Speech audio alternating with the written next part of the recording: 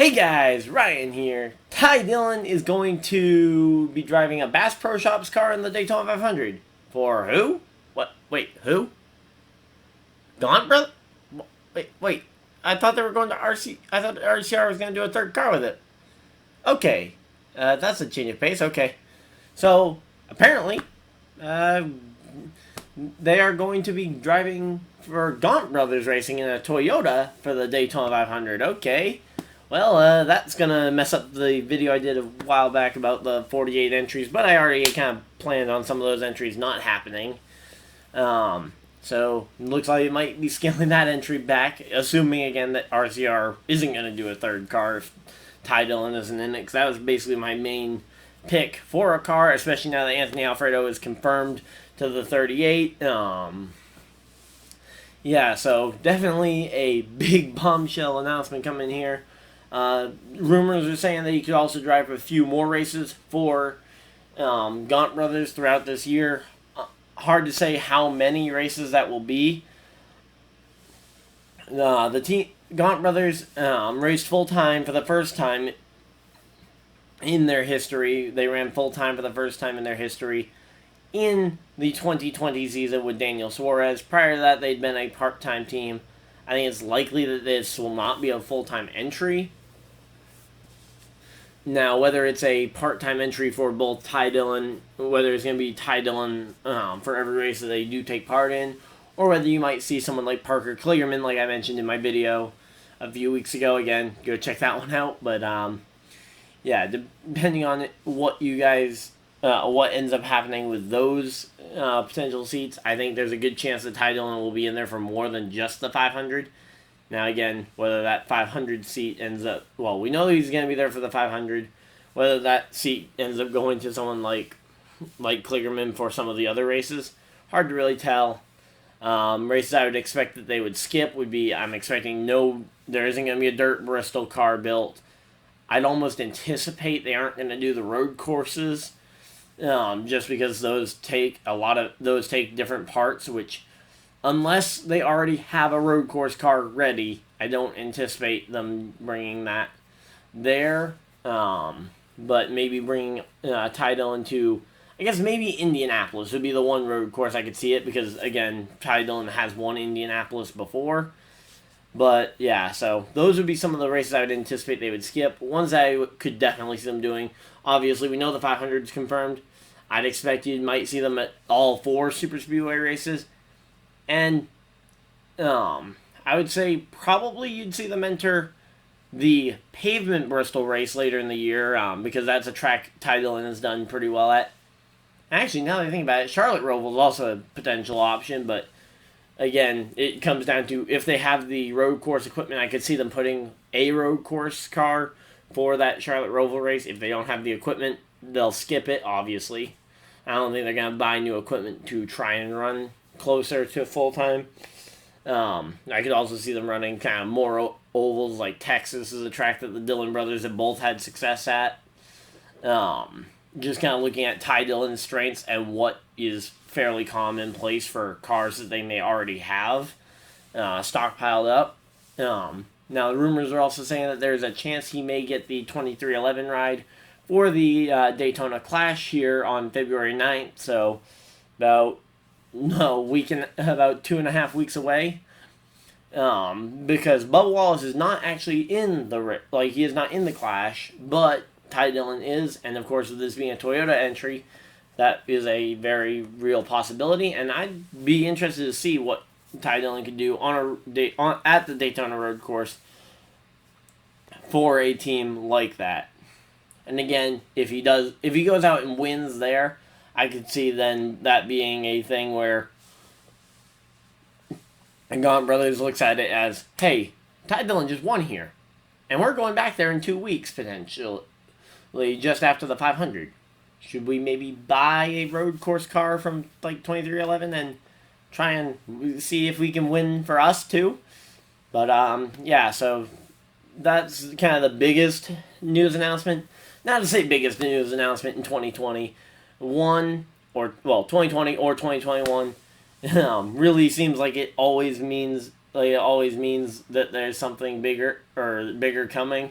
Now, this has been rumored for a while, so, but not outdone by, but still a big announcement. McMurray is going to be back in the 500 again, this time driving the 77.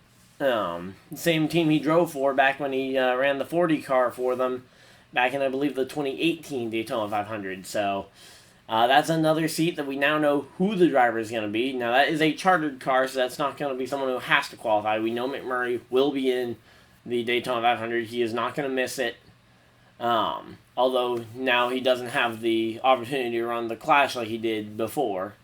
So, I guess on the bright side, that's less money that Spire's going to have to put out to try and get him in a road course car. Because, again, that's another unintended consequence of running the Daytona Clash at the road course, is that any teams that want to try and put a driver on that thing, they're going to need a road course car built. Just kind of adding to the selection of teams that could actually afford to bring in a Clash car. But yeah, so McMurray to the 77. I think he's just going to kind of be there. He may be in the hunt for the win if he can get to the finish. McMurray's had a history of both winning at plate tracks and coming up short and wrecking late in the races. So I find it very hard to really say with any real authority whether he's going to win or not. I think he's going to be around the top 15, top 20 most of the day. And I think come the end of the day, he will try and get up there. Problem is, again, when you try and get up there, occasionally that means that you end up in the wreck. And also that 15th to 20th area is where a lot of those wrecks end up piling up and becoming massive wrecks. So I think he'll be right in the middle of, he'll get some action, whether that be near misses or whether he just wiped out in the first crash. He will be in the middle of everything. So yeah, those are the two major announcements. Another news announcement that came out today was, because, yeah, everybody decided that today was the news announcement day, was that Quinn Houff will be returning to the 00. We have that confirmed, and he is bringing back Mane and Tail as a sponsor, his same sponsor that he had before. I don't necessarily know if that's going to improve it, but it means we get some cool-looking cars on the racetrack for another year. I mean, I didn't really care for the normal Mane and Tail car, but they brought a pretty cool-looking throwback to the track. So, and to be honest, the car didn't look bad. I don't remember what I called it in my video I did it right at the beginning of the year. But, yeah, so that was another news announcement that came out. Alfredo to the 38 was confirmed in between the last time I made one of these videos, because it's been a while. So we got the Front Row Motorsports cars confirmed. No, I did talk about Alfredo. Sorry, it's been a really long time since I've recorded one of these. So, yeah, so I did talk about Alfredo already, so, but yeah, so I think that's pretty much all the NASCAR news. I believe there was also oh wait, nope, there's one more thing I forgot to mention. Santino Ferrucci has been confirmed that he will be racing in the Xfinity Series on an all-oval 25-race schedule for the 2021 season, with Sam Hunt racing in the number 26 Toyota. And it's going to be a Toyota Racing Development driving entry, so that's going to be another interesting one to watch. Of course, that's only the Xfinity Series, but for a driver like that, it's going to be a big deal. And if he can run well at those ovals, I would be very impressed to see if he can maybe pick up a win. And, of course, if he can build that towards maybe making a Daytona 500 entrance in 2022, especially if that means bringing up Sam Hunt Racing and building them up to be a contender. So, here we go. I think that's pretty much everything. Trying to think if there's any other news announcements I missed over the course of the last few weeks. Don't think so. And so the SRX schedule was announced. I'm planning to be attending the season opener at Stafford, and I'll be watching the rest of it. Kyle Larson won the Chili Bowl. Once Bell was out, we knew that was probably going to happen. Stenhouse got up there. Chase Elliott struggled well, struggled, but it was kind of expected because he is a rookie to dirt racing. Still did pretty well, got all the way up to the F main, but ultimately didn't get past there. Yeah, I think that's pretty much everything. So hopefully you guys did enjoy this video. If you guys did, leave a like on the video. Subscribe if you guys are new. Of course, leave your thoughts down below in the comment section. And I will see you guys in the next video, live stream, or whatever you guys decide to do with the rest of your day. I will see you guys later. Goodbye!